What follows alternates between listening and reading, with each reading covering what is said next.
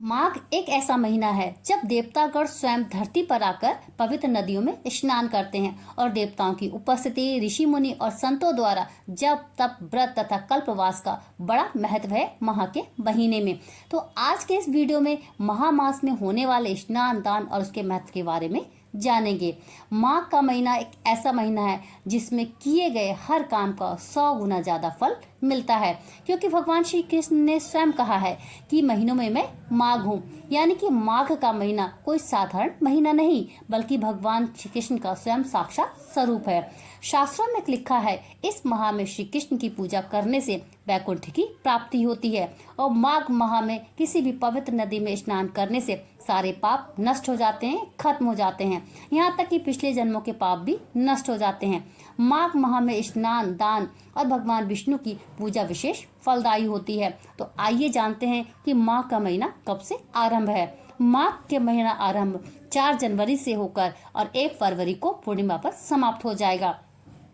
इसके साथ ही साथ माघ के महीने को माघ का महीना क्यों कहते हैं? क्योंकि इस महीने में चंद्रमा मघा नक्षत्र में होता है, इसलिए इसे माघ का महीना कहा जाता है। और धार्मिक मान्यताओं के अनुसार माघ महीने में पवित्र नदियों में स्नान करने से सारे पाप नष्ट हो जाते हैं। माघ माह में पवित्र नदियों में स्नान अगर आप नहीं कर सकते हैं तो घर में ही गंगा जल डालकर स्नान करें। अगर आप पूरे माह नहीं नहा सकते हैं तो 3 दिन स्नान का व्रत संकल्प करें, क्योंकि 3 दिन का स्नान भी बहुत फलदायी होता है।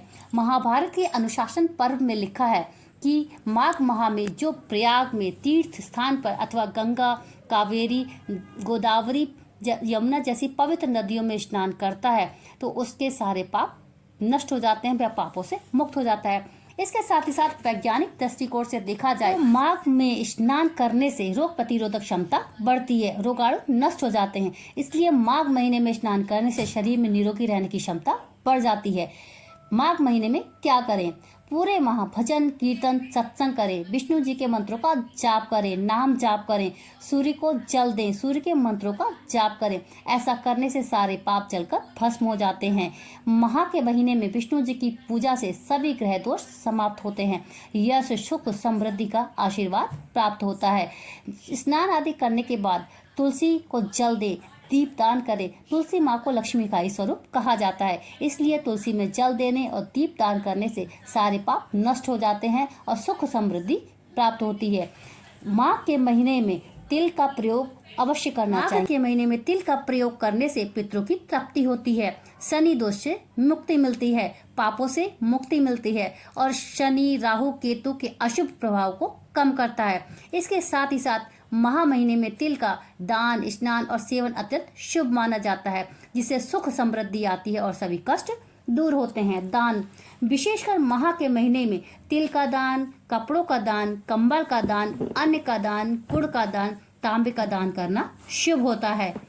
भोजन माघ मास में सात्विक भोजन खाएं, तामसिक और अत्यधिक तला भुना भोजन न खाएं। मूली, मिश्री, तले भुने गरिष्ठ भोजन से बचें। मांस, मदिरा, प्याज, लहसुन का सेवन ना करें।